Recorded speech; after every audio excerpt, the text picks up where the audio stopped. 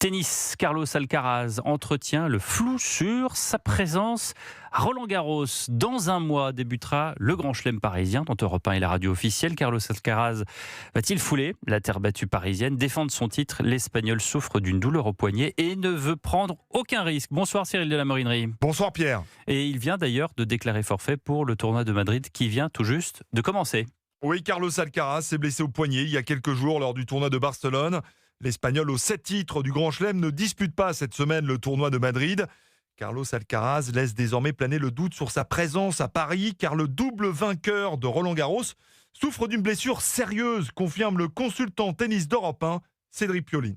Il faut être inquiet à partir du moment où lui-même déclare qu'il a une incertitude pour être présent et défendre son titre lors du prochain Roland-Garros de cette année. On sait que le poignet, c'est un endroit qui est extrêmement sensible pour un joueur de tennis. Évidemment, il est droitier, c'est son poignet droit. Maintenant, je pense qu'il applique le principe de prudence pour ne pas handicaper la suite de sa saison, voire de sa carrière. Carlos Alcaraz, qui avait battu Yannick Sinner lors de l'incroyable finale de Roland-Garros l'an dernier, pourrait également faire l'impasse sur le tournoi de Rome, le dernier sur terre battue avant le Grand Chelem parisien. L'Espagnol veut à tout prix éviter de connaître le même destin que Dominic Thiem.